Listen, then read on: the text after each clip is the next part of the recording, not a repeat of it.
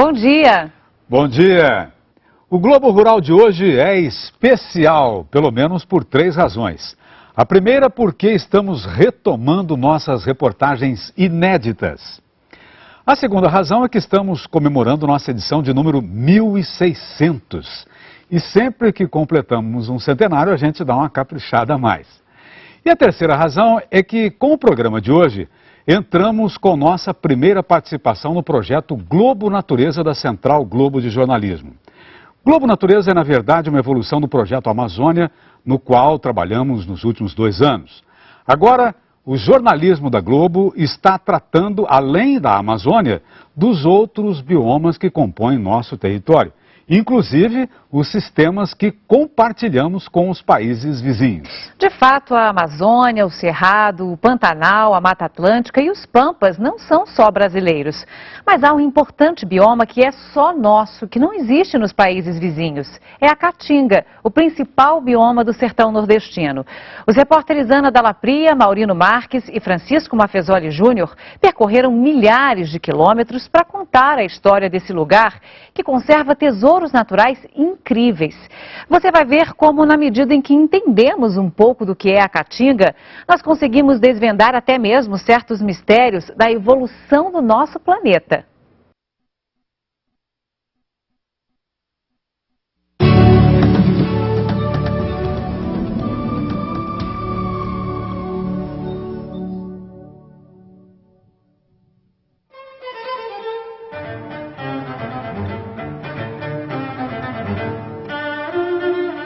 Branca, ou na linguagem dos índios tupis, Caatinga. Esse é o único bioma exclusivamente brasileiro. Lugar onde as chuvas são poucas e concentradas em 4, 5 meses do ano. Durante todo o período seco, as plantas da Caatinga ficam assim, praticamente sem folhas. Uma floresta de galhos retorcidos, espinhos, aparentemente pobre em biodiversidade. Mas veja o que acontece logo depois das primeiras chuvas. Com pouca água, as plantas que pareciam mortas renascem e a gente consegue enxergar a riqueza e a diversidade de espécies que compõem a Caatinga. Para conhecer melhor esse bioma, nós visitamos o semiárido nordestino em 2 épocas bem distintas: o período seco, entre outubro e novembro de 2010, e a estação das chuvas, no começo de 2011. Nós percorremos 4 estados: Pernambuco, Paraíba, Rio Grande do Norte e Ceará. Na primeira parada da nossa viagem, você vai entender como foi que essa região se formou. Para isso, vamos a Crato, no sul do Ceará.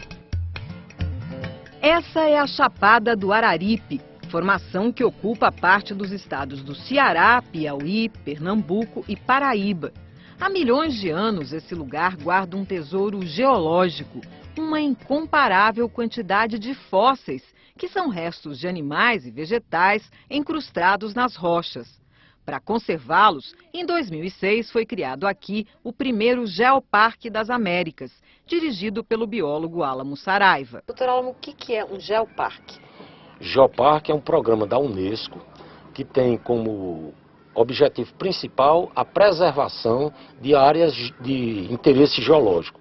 Essa história começa há mais de 100 milhões de anos, quando África e América formavam um único continente.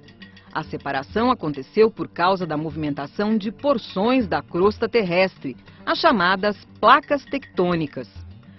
Na divisão dos territórios, houve um rebaixamento dessa área e grandes lagos se formaram aqui. Mais tarde, houve o soerguimento, o levantamento desses lagos. O sedimento que estava no fundo aflorou, dando origem à chamada Bacia Sedimentar do Araripe. Como o período era também um período que a gente pode chamar de aquecimento global, esse lago estava secando. Dr. Idalécio Freitas é geólogo do parque e explica que esse paredão conserva os registros dos períodos de chuva e de seca dos últimos 110 milhões de anos. Esses níveis mais escuros que a gente vê no calcário aqui, né? Esses risquinhos mais escuros, um período mais úmido, com um pouco de matéria orgânica. Nesse período, nesses risquinhos mais claros, período, mas um período seco, um período de pouca chuva. Quer dizer, seca aqui não é novidade não, seca né? aqui pra gente não é novidade não. As áreas demarcadas pelo parque são os geossítios. Esse fica em Santana do Cariri, no meio de uma área de extração comercial de pedras. Essas lajotinhas, usadas como piso e revestimento, conservam muito mais do que dados climáticos. Doutor Álamo, o que a gente consegue ver aqui nessas pedras que o senhor separou? Olha, aqui tem aí exemplo de alguns seres que se encontravam dentro do lago, habitavam o lago ou viviam no entorno do lago. A gente encontrava muitos peixinhos, como também muitos restos vegetais, mostrando que naquela época a gente já tinha uma vegetação, vamos dizer, que ocupava o nicho da caatinga. A maior parte da vegetação aqui era composta do grupo dos pinheiros, araucariáceas, por exemplo, essa vegetação que a gente encontra já no Paraná, São Paulo, Rio Grande do Sul. A poucos quilômetros daqui, outro geossítio espetacular. Um lugar onde dentro de toda a pedra tem um peixe fossilizado.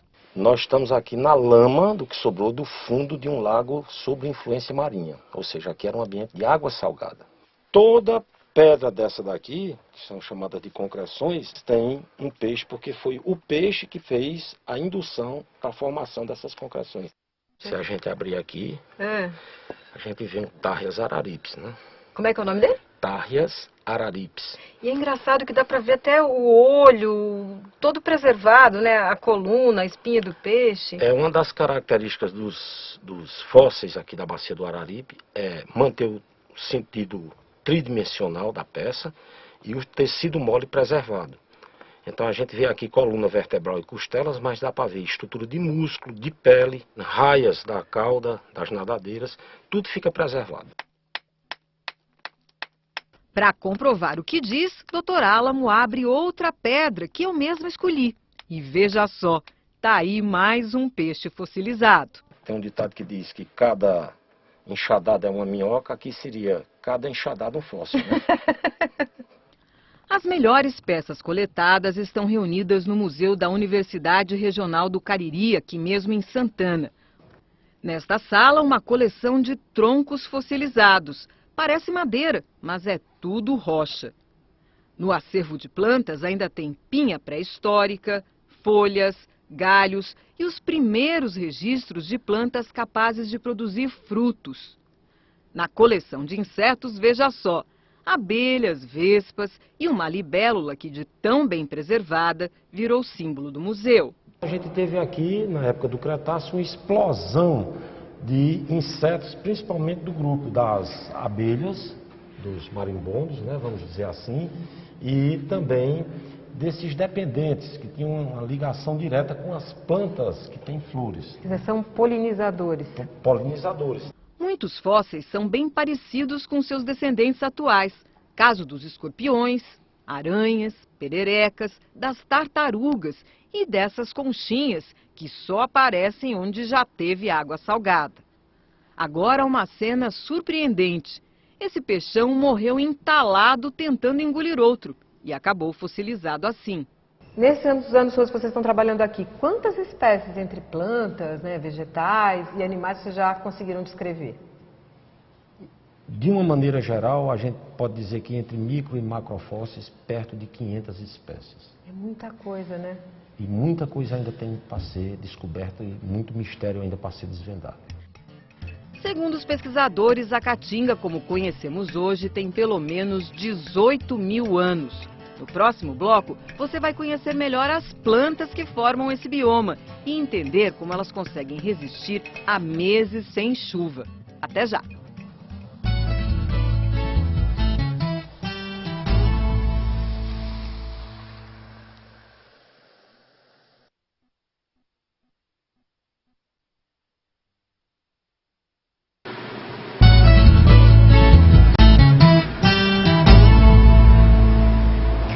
Todo ano, a Caatinga perde quase 3 mil hectares de vegetação nativa e boa parte dessas árvores está virando lenha, porque quase 40% da energia consumida no Nordeste ainda vem da queima de madeira. E o pior, Ana, é que as árvores nativas têm papel fundamental na manutenção da vida no semiárido nordestino, como vamos ver agora.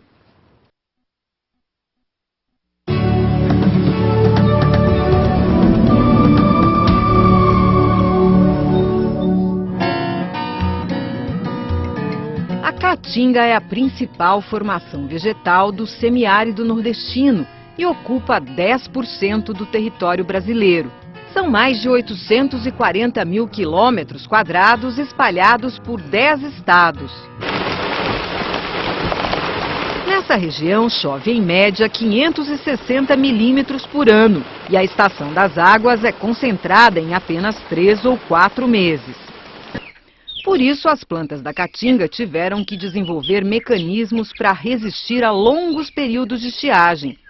São as chamadas plantas xerófilas, que vamos conhecer melhor agora com a ajuda do agrônomo Jacob Souto, professor da Universidade Federal de Campina Grande, em Patos, no sertão da Paraíba. Agora, quais são os mecanismos que essas plantas usam para poder resistir a meses sem chuva, às vezes? São vários os mecanismos. Então, um dos primeiros deles é a queda das folhas. Então, com a queda das folhas, nesse período mais seco do ano, o que é que ocorre? A planta deixa de transpirar, por conseguinte, deixa de perder água e há uma economia de água. Uma outra característica da planta é que muitas delas não possuem folhas. As folhas são transformadas em espinhos, a exemplo das cactáceas. E num exemplo bem típico nosso aqui, nós temos plantas da família das euforbiáceas, a exemplo da maniçoba, que elas têm raízes na forma de túberas, como a mandioca, né, e outras plantas. Então, nessas estruturas das suas raízes, elas acumulam água e nutrientes para que sobrevivam a longos períodos de estiagem. Para ver como são essas raízes, arrancamos uma maniçoba. E parece mesmo uma mandioca, veja só. Então aqui nós temos o sistema radicular da maniçoba. Você vê que tem algumas raízes bastante profundas, né? Isso aqui, no período mais seco do ano, é quem ajuda a planta a sobreviver. Porém, essa estrutura é um órgão de reserva da planta. É onde a planta acumula principalmente água e nutrientes para sobreviver esse longo período de seca que ocorre aqui na nossa região. As plantas da caatinga têm papel fundamental na fertilidade do solo. Os nutrientes que elas sugam da terra depois são devolvidos através da serrapilheira, essas folhas que caem e se acumulam no chão. Há 10 anos, Dr. Jacob vem pesquisando de que maneira a decomposição desse material libera os nutrientes. Para isso, numa área de caatinga preservada, ele espalha pequenas caixas coletoras. Depois analisa tudo que cai dentro delas. No bioma caatinga, por ano, em média, é depositado de serrapilheira, no conjunto todo, em torno de 1,8 a 2 toneladas por ano, por hectare. Para haver uma decomposição aí em torno de 70% desse material, leva em torno de 2 anos, 2 anos e meio para degradar. O regime de chuvas, a altitude e a qualidade do solo determinam a vegetação típica de cada lugar. Dentro do bioma caatinga, há formações florestais diferentes, como vamos ver em Crateús, quase na divisa do Ceará com o Piauí. Aqui está uma das maiores reservas particulares de caatinga do país. Essa reserva é muito interessante porque os 6.000 hectares dela estão divididos em 2 áreas bem distintas. Uma parte fica aqui embaixo, na região conhecida como Sertões do Crateús. A outra está lá em cima, ó, no alto daquela serra, a Serra das Almas. E é para lá que a gente vai agora. A área pertence a uma organização não governamental, a Associação Caatinga. Nós visitamos a Serra das Almas no período da seca. As trilhas da reserva levam a lugares surpreendentes. Pode não parecer, mas essa vegetação de árvores enormes e muita sombra também faz parte do bioma caatinga. O Everton, que vegetação é essa? Como é que isso se chama? Então esse complexo vegetacional, né, também pertence à caatinga, chama-se mata seca. O que a diferencia da caatinga, a princípio, é a composição florística, né? Você percebe que as árvores têm um porte maior, cerca de 60% dessas espécies conservam as folhas verdes, não caem no período de estiagem como a caatinga. e também elas ocorrem só em ambientes de altitude elevada, acima de 600 metros. Mais uma caminhada e chegamos a um ecossistema raro, com um cenário completamente diferente. Não por acaso, este lugar é conhecido como Lajeiro. Basta olhar em volta para entender por quê. Muita pedra, rocha e essa vegetação ao redor também tem um nome bem sugestivo, carrasco. O carrasco é um ecossistema que faz parte do bioma Caatinga, porém ela é diferenciada por conta das características. As árvores têm um porte bem menor, elas têm essa característica também de os galhos ficarem emaranhados. Elas só ocorrem em terrenos de rocha, solo raso, arenoso. Só existe no Planalto da Ibiapaba, entre o Ceará e o Piauí, e na Chapada do Araripe, no sul do Ceará, com limite com o Pernambuco. A Serra das Almas é o lar de muitos animais nativos. Aves como o cancã, o dorminhoco, o abre-fecha voam livremente por aqui. E como a área é protegida de caçadores, alguns animais chegam bem perto da gente. É o caso do soim, esse simpático macaquinho. O macaco prego é mais desconfiado e só observa o movimento de longe. Outras espécies são avessas à presença humana. Para confirmar a existência delas aqui na reserva, os pesquisadores têm que usar a criatividade. Isso que o pessoal está montando aqui é uma armadilha, só que não para capturar os animais, e sim a imagem deles. Ô Gilson, como é que funciona essa armadilha? Essa armadilha, ela funciona com uma câmera fotográfica, um sensor de movimento e de calor. Quer dizer, quando passa um bicho aqui na frente, a câmera dispara. Isso, ela dispara. Na hora de revelar as fotos, algumas surpresas. Animais considerados extintos na região foram capturados pelas lentes. Caso da onça parda ou sussuarana, como é conhecida por aqui. As armadilhas também fotografaram veados, o gato do mato, uma jaguatirica, raposas. Toda essa biodiversidade pode ter um destino terrível. Boa parte da Caatinga está virando lenha. É que ainda hoje 40% da energia consumida no Nordeste vem da queima de madeira. Um dos principais polos consumidores de lenha está na Chapada do Araripe, no estado de Pernambuco. Aqui há uma das maiores jazidas de gipsita do país.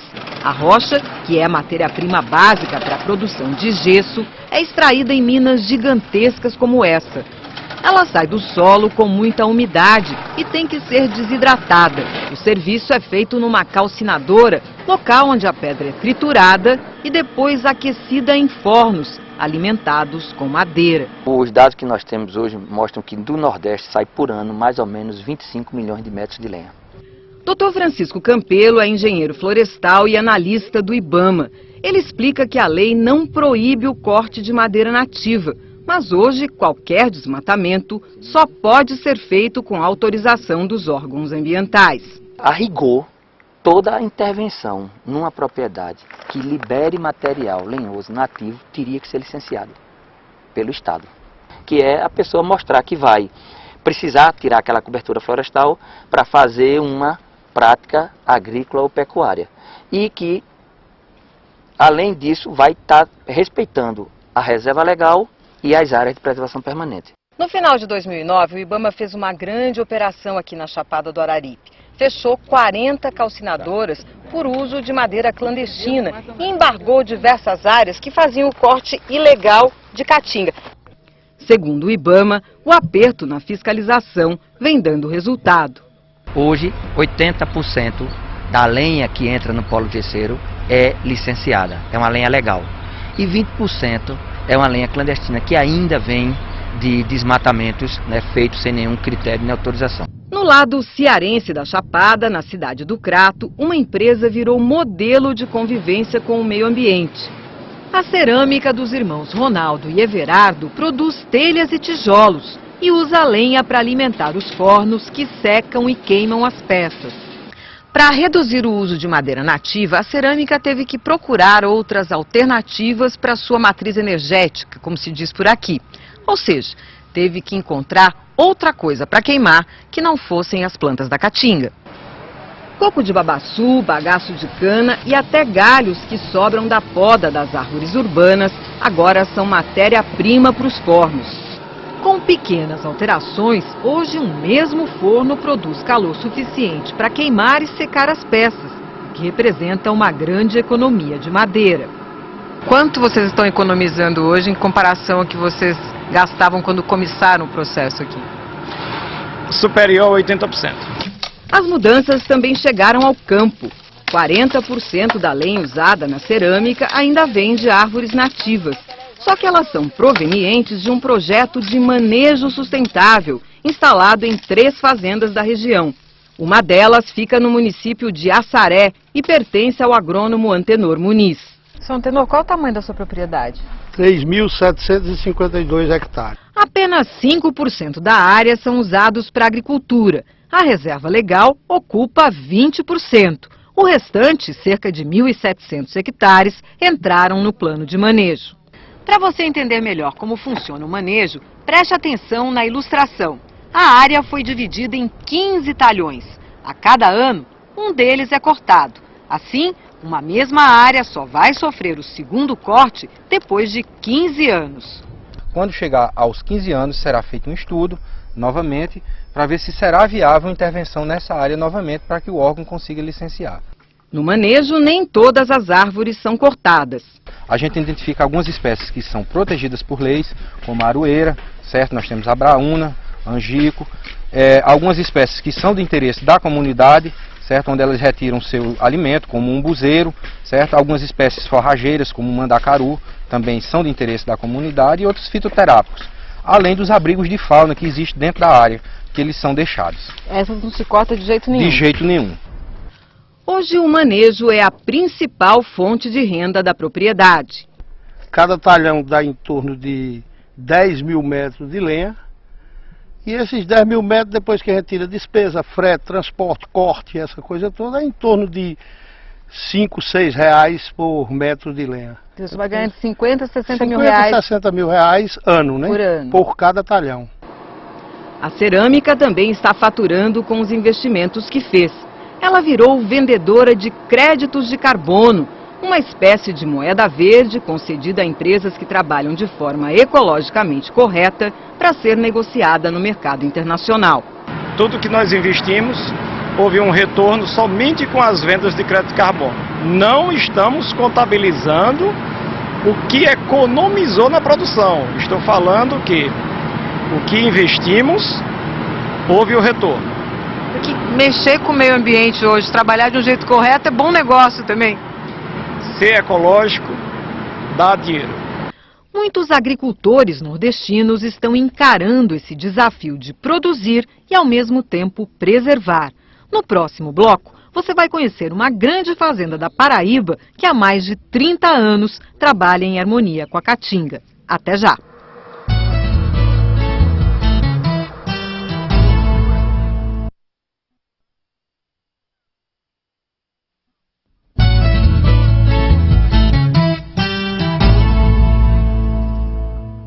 Produzir e, ao mesmo tempo, preservar é um desafio que muitos agricultores estão encarando o Brasil afora. No Nordeste, também há exemplos desse tipo de esforço. Na terceira parte da nossa reportagem sobre a caatinga, você vai conhecer uma grande fazenda da Paraíba que há 30 anos trabalha no sertão, respeitando as plantas e animais nativos.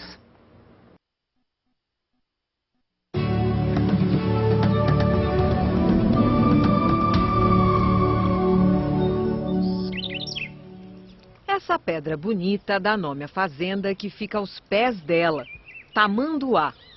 São quase 3.000 hectares no município de Santa Terezinha. Há 30 anos, esse lugar conquistou o suíço Pierre Landolt, que adotou o sertão paraibano como segundo lar.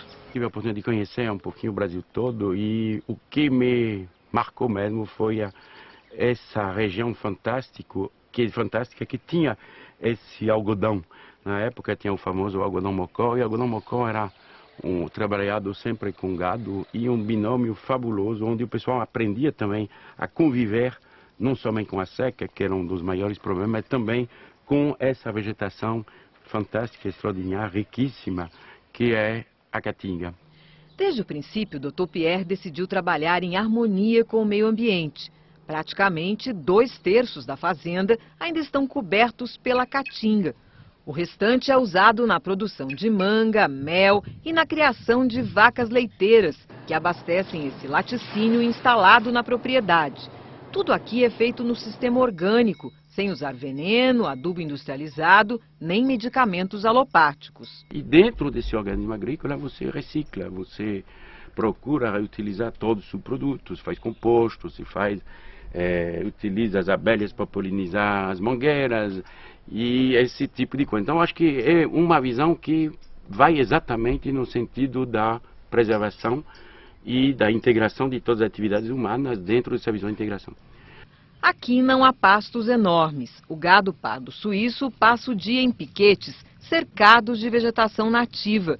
Eles formam corredores que interligam a reserva legal e uma RPPN, Reserva Particular de Patrimônio Natural, que Dr. Pierre criou aqui. Aqui nós temos uma mistura de leguminosas nativas, de gramíneas plantadas, e a ideia é fazer, da partir da RPPN, que está lá em cima, que representa mais de 360 hectares, fazer um corredor, uma continuidade de lotes de áreas aí de mata, para poder levar os animais selvagens do tamanduá, que está aqui na frente, até a reserva. Outra preocupação do Dr. Pierre, conhecer bem o lugar onde decidiu viver. A Caatinga é realmente um bioma bastante esquecido, pouco estudado. Semiárido, todo mundo acha que é deserto, não é, e nós temos realmente hoje comprovação através de pesquisas de mamíferos, de pássaros, de insetos, da fauna e da flora, no caso, que comprovam que realmente é uma região muito importante. A fazenda já serviu de laboratório para 20 trabalhos de pesquisa de universidades da Paraíba e de Pernambuco. A mata, preservada e bem estudada, é hoje local para reintrodução e soltura de animais apreendidos pelo IBAMA. Nessa turma aí, 30 jabutis e vários pássaros, como o cancão, o concris e o pintacilgo, ganharam a liberdade. Essa área serve como berçário. Essa é uma grande função dessas áreas de UCs e áreas protegidas. Daqui eles vão disseminar, o animal não para, mas ele tem um tempo de recuperar, reproduzir e aqui servir como local de ir repondo para as áreas limítrofes e adiante. Dr. Olaf Bach, professor da Universidade Federal de Campina Grande, conduz outra pesquisa aqui na fazenda. Ele está estudando plantas como a faveleira e a jurema preta. E por que o senhor escolheu essas plantas? Então, em comum, elas têm que são forrageiras. A gente pensa em não retirar a vegetação arbórea para recobrir o solo, proteger o solo, etc. E, ao mesmo tempo, utilizar essas espécies como produtoras de forragem. A faveleira tem alto teor de proteína, em torno de 15%, mas seus ramos são cheios de espinhos. A pesquisa vem trabalhando na produção de plantas livres desse inconveniente. Infelizmente, a sem espinho produz um pouco menos do que com espinho. Nós fizemos essa primeira etapa de melhoramento, que foi tirar o espinho, e depois agora nós vamos fazer o melhoramento genético para produção de forragem. Dr. Olaf acredita que trabalhar com as plantas forrageiras nativas, que são adaptadas ao clima do semiárido, só traz vantagens. É uma riqueza que infelizmente a gente não aproveita e às vezes passa fome sem ter necessidade. O seu gado morre e você chega na outra estação de chuva sem nem ter a semente, que a gente chama, nenhuma fêmea para você começar a reconstruir ou aumentar o seu rebanho novamente. A faveleira é apenas uma entre muitas riquezas que o bioma Caatinga tem a oferecer. Basta que se aprenda a lidar com ele. Trabalhar no semiárido é uma coisa difícil, tem anos de chuva, tem anos de seca. O grande problema é tentar chegar a uma renda constante, chegar a encontrar os produtos que são os mais apropriados a esse tipo de clima. Mas o que dá uma satisfação imensa é justamente esse processo de preservação que finalmente traz aos alimentos melhores, traz aos animais que estão trabalhando e morando aqui dentro uma vida muito melhor e traz para a gente uma satisfação imensa, porque o que está acontecendo hoje, depois de 33 anos, essa bola de neve que está começando a pegar é realmente algo que me dá uma alegria imensa. No próximo bloco, você vai conhecer pequenos agricultores que estão apostando nessa nova maneira de enxergar o semiárido. Gente que está melhorando de vida sem agredir o ambiente.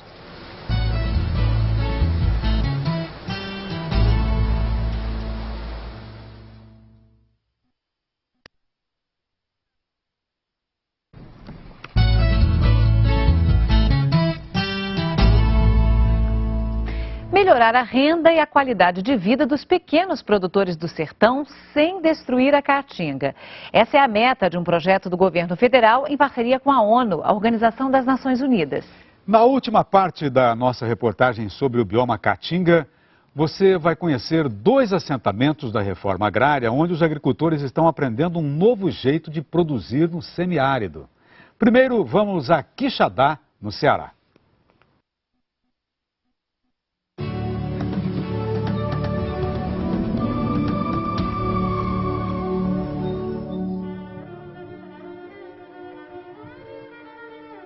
O assentamento Boa Vista tem 1.400 hectares, onde vivem 38 famílias.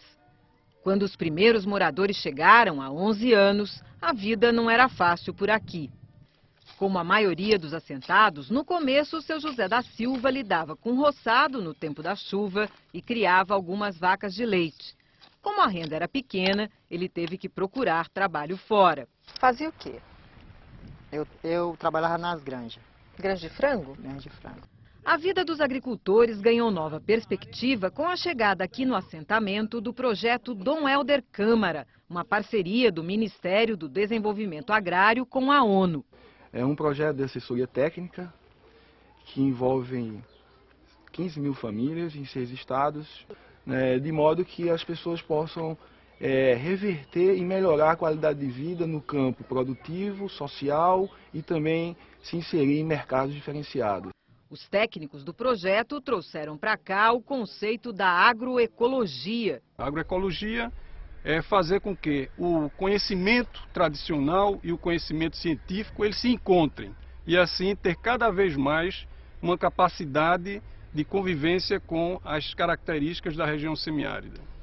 A ideia é juntar tecnologia com a experiência dos agricultores e formar estoques de água, de alimentos, de forragem com sustentabilidade, sem destruir o meio ambiente. Assim, 8 assentados decidiram trocar vacas por cabras leiteiras. Seu Jorge Cabral foi um deles. Porque a propriedade em si ela não é adequada para a criação de gado, né? Então, o animal de pequeno porte aqui para a gente é de melhor, o manejo é melhor para alimentar, né, que o consumo é menor. Não precisa a gente estar explorando grandes áreas que nem fosse para gado, né, desmatando para criar pasto. Os criadores do assentamento entraram no programa de merenda escolar do estado do Ceará, que compra todo o leite. E quanto é que paga para o seu por litro? A 1,20 para pegar aqui na propriedade. E é um preço bom? Eu considero bom. Seu José e a mulher, Dona Lourdes, estão animados com a atividade. O rebanho deles ainda é pequeno, tem apenas 6 matrizes. Mesmo com pouco leite, Dona Lourdes decidiu começar um novo negócio, a produção de queijo de cabra. Dona Lourdes, onde foi que surgiu a ideia da senhora começar a fazer queijo de cabra? Teve uma oficina para como confeccionar o queijo, né? Estou multiplicando cada dia, assim, fazendo cada vez mais. E dá um dinheirinho? Dá. É. A renda é melhor do que a do leite de gado. As cabras passam o dia na caatinga, de onde vem o grosso da alimentação do rebanho. As vacas não sumiram do assentamento. É só para o consumo e os cabritos das cabras que bebem leite de gado também. Para o seu Ismael, as vacas têm outra utilidade, produzir esterco. Quanto esterco o senhor coleta por dia, Ismael? É um carrinho desse, dá uma média de 30 quilos, 25, 30 quilos nessa média. Com a produção do dia no carrinho, seu Ismael segue para casa. Vai alimentar um biodigestor instalado no quintal. E quando um dia o pessoal do Dom Helder, com o pessoal da diaconia, falando que tinha possibilidade de construir um biodigestor pequeno, certo? Que um pequeno agricultor com poucos animais poderia alimentar, né? E eu me interessei. O esterco é misturado com água e carreado para dentro do biodigestor. O processo de fermentação produz o gás. Um biodigestor familiar como esse aqui custa entre R$ 2.500 e R$ 3.000 e é capaz de produzir gás suficiente para abastecer uma família de 7 pessoas. O gás segue direto para a cozinha e Dona Iraci garante que funciona bem. É ótimo, porque além dele ter as chamas maior, a gente cozinha mais rápido, né? A comida é feita mais rápido. Além de trazer economia, o biodigestor é ecológico. Ele deixa de retirar a lenha da caatinga, ele deixa de desmatar a caatinga, utilizando o gás metano, que é o gás produzido com o biodigestor. A nova aposta dos assentados para aumentar a renda, sem agredir o meio ambiente, é o turismo rural. Uma das formas que o pessoal do assentamento encontrou para melhorar a renda das famílias, sem ter que avançar sobre novas áreas de caatinga, foi a instalação aqui de uma pousada rural. Ela tem capacidade para receber 20 hóspedes de cada vez. Belos cenários, banho de açude e comidinha caseira são alguns dos atrativos da pousada, administrada pelos próprios assentados. E a gente já passou por várias capacitações de culinária, de garçom, de recepção, para poder a gente desenvolver e saber a noção como receber o turista melhor, né? Agora você vai conhecer outra comunidade que trabalha com o projeto Dom Helder Câmara, no sistema de agroecologia desde 2003. É o assentamento Moacir Lucena, que fica na Chapada do Apodi, no Rio Grande do Norte. Aqui, em 700 hectares, vivem 26 famílias. A maioria dos moradores trabalhava como meeiro na antiga fazenda de algodão, que foi desapropriada para dar lugar ao assentamento. A gente era mandado pelo dono da fazenda. Né? A gente só tinha um tipo de alimento, quando tirava ele, devia metade do patrão, e a outra a gente que armazenava para comer era só uma qualidade de alimento que não tinha condições de comer outro tipo de alimento. Ou seja, tem que ser mesmo só o feijão bravo. Hoje, Irapuã Gomes é presidente da Associação dos Moradores do Assentamento e conta que, para melhorar a alimentação das crianças, surgiu a ideia de plantar frutas no quintal das casas. Foi assim que chegaram aqui os primeiros pés de cajarana, tamarindo, manga, araticum. Nós hoje temos 9 tipos de qualidade de frutas, né, que cada uma são uma fruta diferente que tem um período, tudo de sequeiros.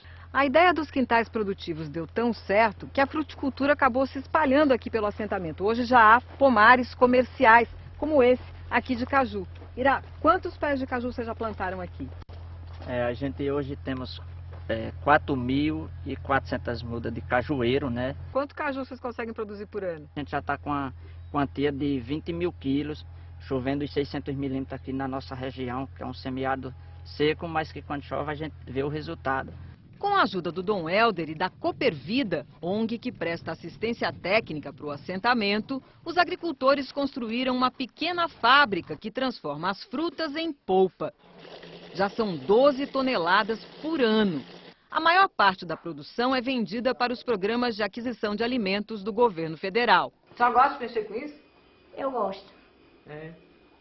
Eu gosto bastante, porque além da gente ter para o gasto, para o consumo da gente, dos filhos da gente, dos netos da gente, e para vender, para se sustentar a família. É mais uma renda familiar. Outra ideia que deu certo, uma horta comunitária que produz verduras e legumes. A produção é dividida primeiro entre as famílias. O que sobra é comercializado. A gente vende aqui nos sítios mais próximos e também a gente vende na feira, né, de Apodi, né? Quando as famílias foram assentadas aqui, a área estava degradada por muitos anos de cultivo de algodão. As crianças aqui sofriam muito com diarreia, as águas poluídas, e aí foi onde a gente começou a discutir, né, uma convivência com o semiárido, como era que a gente ia ter a vida aqui permanente. Os agricultores demarcaram a reserva legal e há 12 anos vem recuperando áreas de caatinga. Se a gente nesses 12 anos não fizesse isso aqui, eu acho que nós não tínhamos mais vida, ou seja, até nossas crianças hoje não viviam mais aqui, talvez tivesse falecido já, né, porque era muito degradado. Se a gente fosse contar aqui o que era usado de agrotóxico, era uma coisa enorme.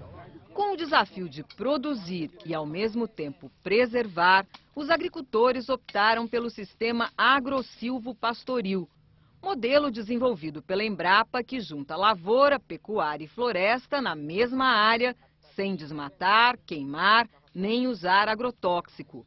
O cultivo é feito em faixas, deixando entre elas uma linha de plantas nativas.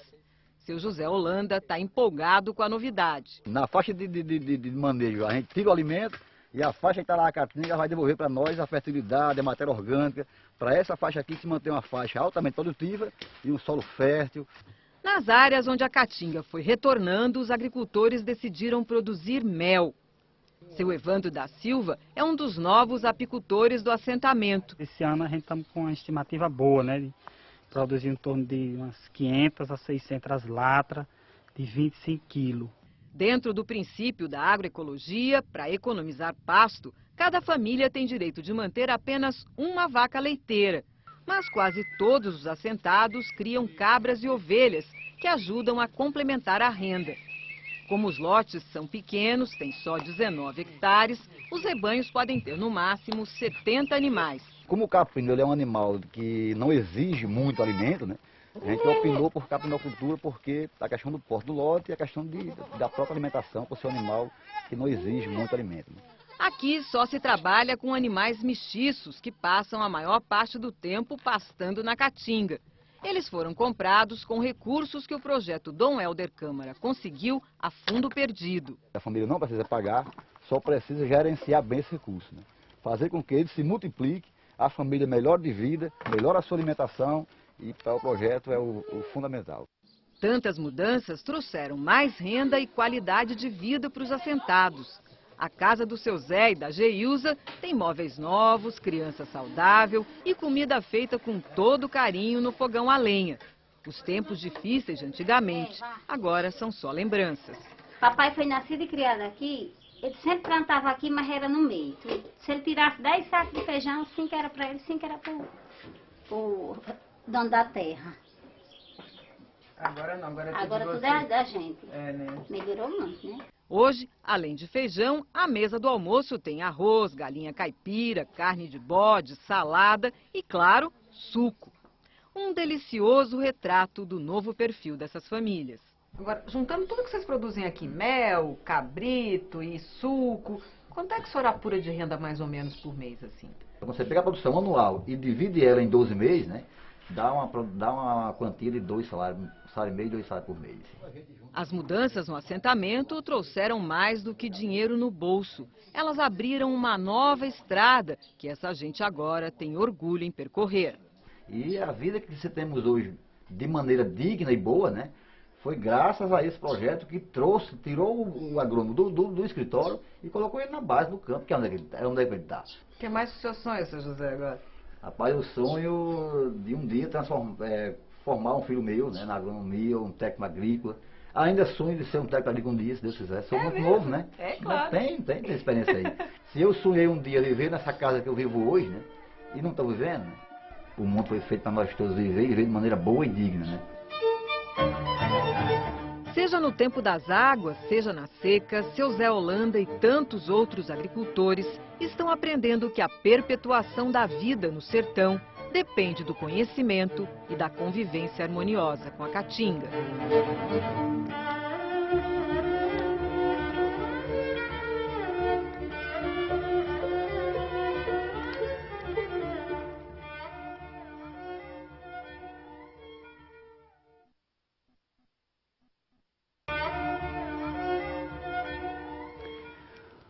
O semiárido brasileiro vem sendo explorado desde os tempos do Brasil colônia. Grande parte já foi alterada pela ação do homem.